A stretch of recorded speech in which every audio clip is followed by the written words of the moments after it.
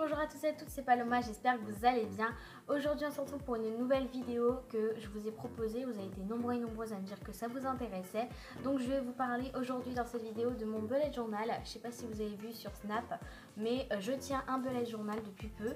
Et je le commence pour l'année 2019. Voilà, je vais m'en servir exclusivement pour l'année 2019 et pour les 2 derniers mois de l'année 2018. Mais voilà, exclusivement pour 2019. Donc dans cette vidéo, je vais tout vous expliquer et je vous laisse avec la suite pour visionnage.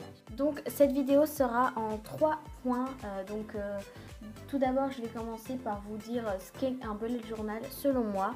Ensuite, je vais vous présenter tous les outils que j'utilise pour le remplir et d'où ils viennent. Et ensuite, je vous présenterai mon bullet journal dans sa globalité. Donc selon moi, un bullet journal, c'est quoi? Ça remplace vraiment tout ça, donc toutes les petites feuilles volantes que je perds assez souvent, sur lesquelles je note toutes mes idées, tous les carnets que j'achète assez souvent quand même. J'aime beaucoup acheter plein de carnets comme ceci. La plupart du temps, c'est des carnets à spirale comme ça, des petits blocs-notes, des petites choses. Et c'est pour ça que j'ai acheté un bullet journal il n'y a pas longtemps. Mais avant j'en avais un, c'était celui-là. Si vous voulez que je vous le montre dans sa totalité, n'hésitez pas à me le dire, même si je me suis rendu compte que je l'avais acheté juste pour faire un peu comme tout le monde. Je me suis dit que ça allait peut-être me servir, mais finalement pas du tout. Donc j'ai arrêté de le faire tout simplement. Donc voilà, le bullet journal, tout ça, tous ces petits carnets, c'est dans un seul et même carnet. Voilà le bullet journal. Donc j'ai acheté sur Amazon pour 10,99 €. Donc c'est la marque Limom.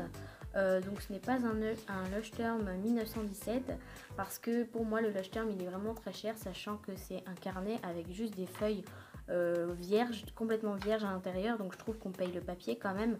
Et voilà, il y a juste des petits points d'encre, donc je trouve que ce sera vraiment très excessif pour un si petit carnet. Donc j'ai préféré investir dans quelque chose de moins cher et avec des pages peut-être plus épaisses, de meilleure qualité. Et je verrai par la suite ce que j'en pense.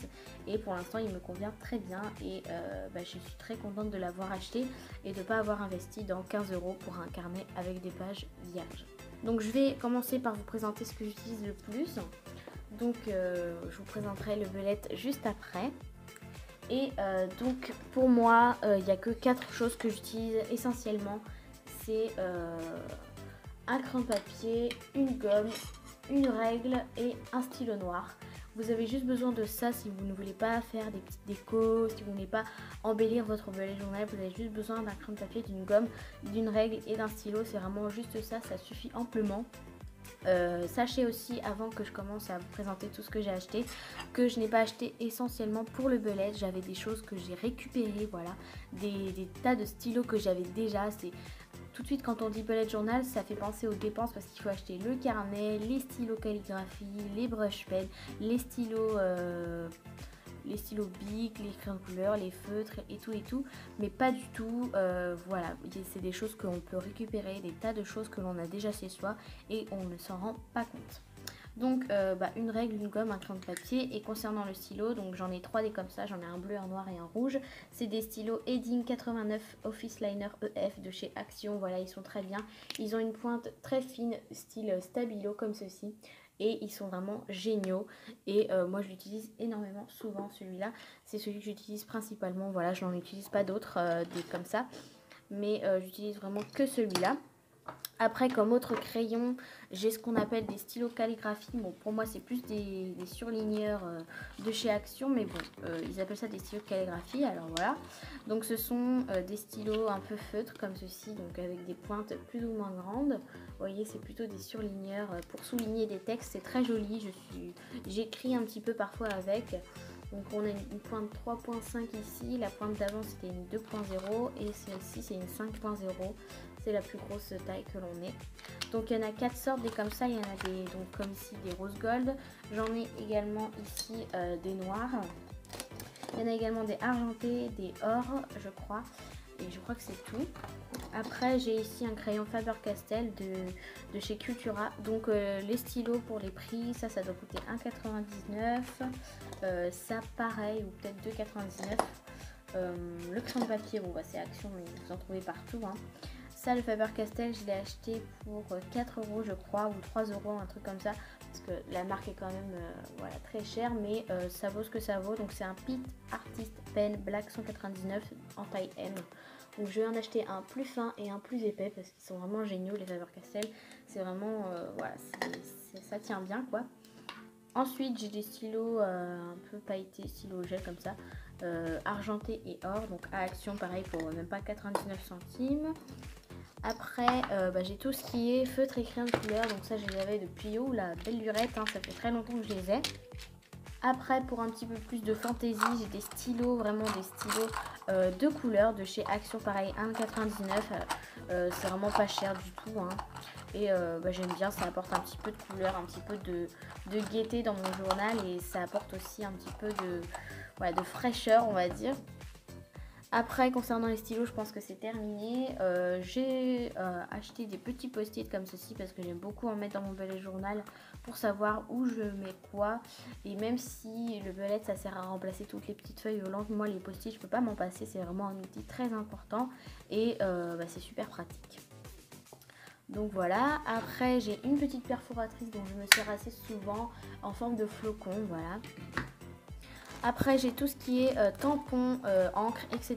Donc j'ai des clear stem, donc c'est sous forme de planches comme ça, de tampons. Donc à chaque fois c'est un thème particulier. Donc ici j'ai le thème un peu fleurs et feuilles, voilà, donc ils sont très jolis hein. Les clear stem c'est vraiment les meilleurs tampons je pense. Et ceci un peu motif arbre, etc. Végétation. Donc ceci coûte 2,99 € la planche je crois.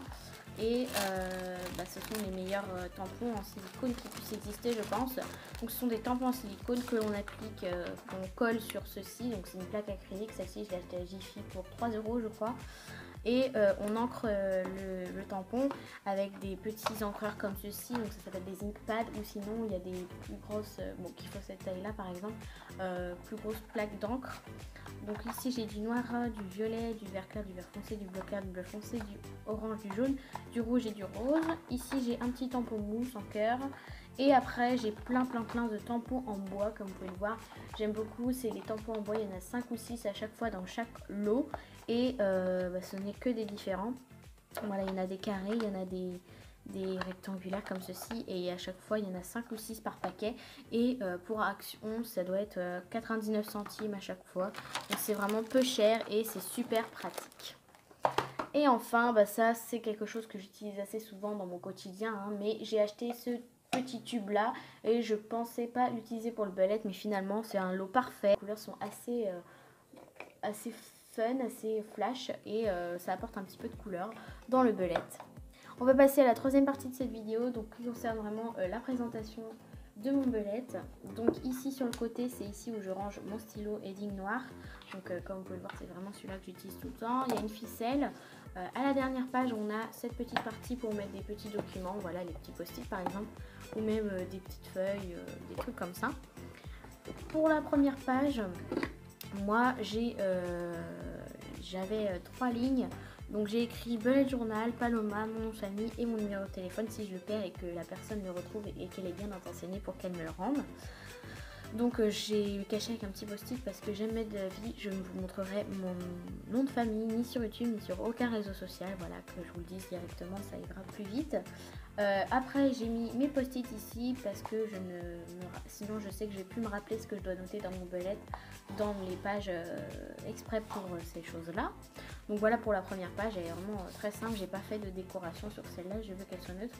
Donc je sais pas si vous allez bien voir ici, mais on voit la marque du bullet, donc cette marque Le Mom.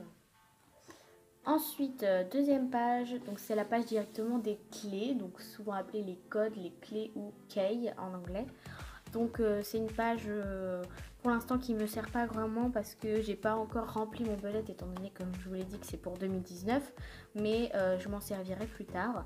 Donc à chaque fois c'est pareil, c'est un symbole pour une une correspondance et à chaque fois il est décliné de la même façon. Quand c'est terminé c'est complètement colorié, quand c'est annulé c'est une croix et quand c'est reporté c'est une flèche.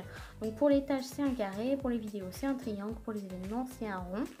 Et après j'ai tous les mini symboles, donc les notes, les choses importantes, les urgents, les idées, les recherches et les croquis, un point, une étoile, un point d'exclamation, une ampoule, un point d'interrogation et un zigzag. Après c'est décoré avec juste une clé et un petit trou en forme de flocon ici, donc je vous disais que je me servais de ma perforatrice, et une bande de masking tape juste en bas. Pour tout ce qui est dessin que vous allez voir dans mon bullet journal, je me suis inspirée énormément, voilà, je m'inspire beaucoup de gens, je tape souvent bullet journal, plan with me, mois de janvier bullet journal pour décorer, et je m'inspire de principaux, c'est YouTube, Pinterest, je m'inspire vraiment ici et là, je mélange tout et ça donne des choses assez sympas pour avoir quelque chose qui me ressemble et qui finalement est ma personnalité. Ensuite, seconde page, on arrive directement avec le calendex. Donc mon calendex, donc, on a une vue d'ensemble du calendrier de l'année 2019. Ici une petite page de garde entre guillemets. Et j'ai fait comme ça tout simplement, voilà, janvier, février, mars, etc. Et à chaque fois les ronds ça correspond à quelque chose. Donc marron c'est jour férié, rose c'est vacances, orange c'est les rentrées, donc vacances et rentrées scolaires, hein. Violet c'est les stages professionnels, bleu c'est mes épreuves du BEP et vert c'est mes contrôles. Donc voilà pour mon calendex, plein de tampons toujours et une jolie écriture un peu calligraphique juste ici, donc voilà. J'essaye de m'entraîner à la calligraphie mais je suis pas une pro. Après ici j'ai mon mood tracker, donc je n'ai jamais vu personne faire un mood tracker de cette façon. J'ai trouvé l'idée moi-même parce que je n'allais pas me casser la tête à faire le même mood tracker à chaque fois que je fais ma page de garde du mois. Je voyais tout le temps les youtubeuses faire un mood tracker par mois. Moi j'ai fait directement un mood tracker annuel avec tous les mois marqués et tous les jours.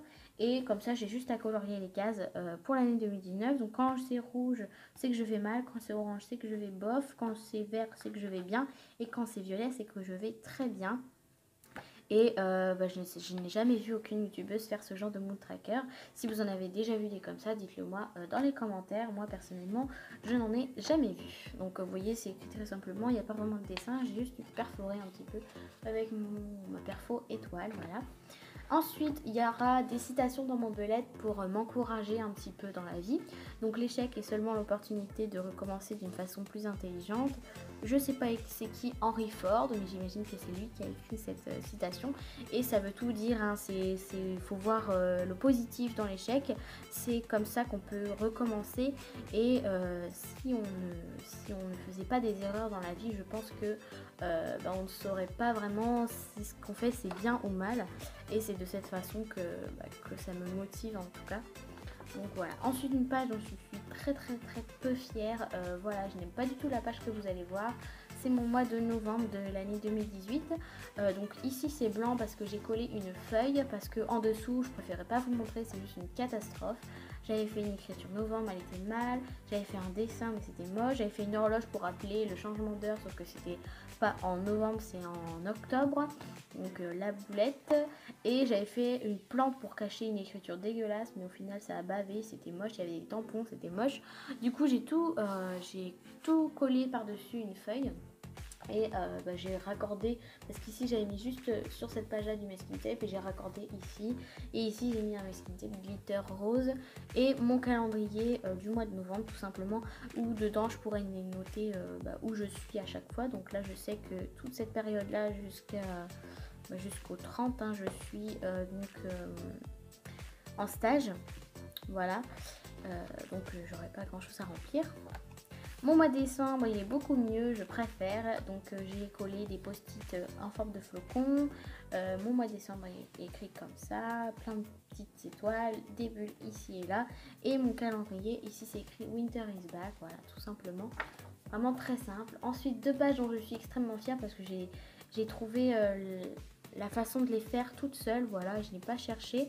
Bon, je sais que tout le monde fait beaucoup de pages avec YouTube, films, etc. Mais moi, je veux dire la façon dont je les ai écrites.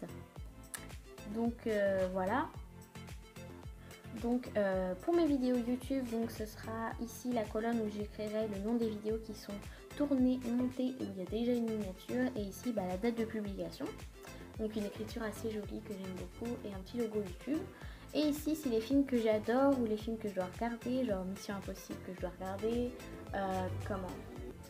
Donc j'adore l'écriture que j'ai fait avec le petit logo, etc.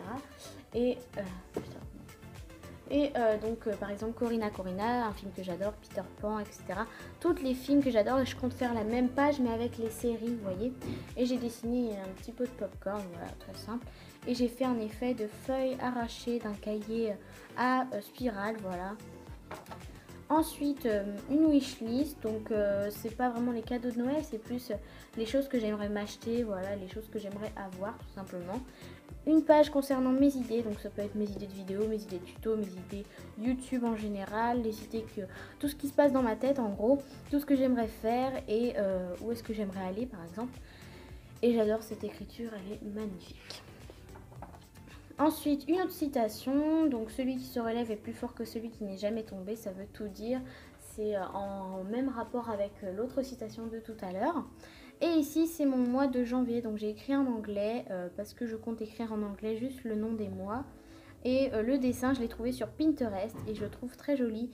Et vous verrez, je vous ai fait une vidéo concernant cette page, voilà, pour vous montrer comment je l'ai réalisé. Et ici j'ai fait un petit calendrier, voilà, juste comme ça pour un peu remplacer le vide qu'il y avait. Et je sais pas encore si je vais mettre des tampons ou d'autres choses. Et voilà, c'est déjà terminé. Donc globalement, mon bullet journal pour l'instant il est très bien rempli. J'ai juste à faire mon mois de janvier, etc. Je ne sais pas encore si je vais faire des daily. Les daily c'est quoi? C'est ce qu'on remplit jour à jour. Donc les tâches qu'on a à faire, mais étant donné que j'habite pas toute seule, voilà, étant donné que j'ai pas les tâches ménagères par exemple à faire, ou que je n'ai pas genre à aller faire les courses, tout ça, c'est pas des choses que j'aurais besoin de faire les daily, mais après je ne sais pas, ça dépend de mes journées, ça dépend de ce que je dois faire dans le mois ou pas. Donc j'ai adoré faire cette vidéo, j'espère qu'elle vous aura plu. N'hésitez pas à me dire si vous voulez une vidéo sur mon ancien bullet et si vous aimez bien les vidéos où je vous montre comment je dessine. Et voilà, c'est déjà terminé. J'espère que ça vous aura plu. Je vous fais très gros bisous et je vous dis à bientôt pour une prochaine vidéo. Bye! Après, un petit peu plus. Ah, d'accord.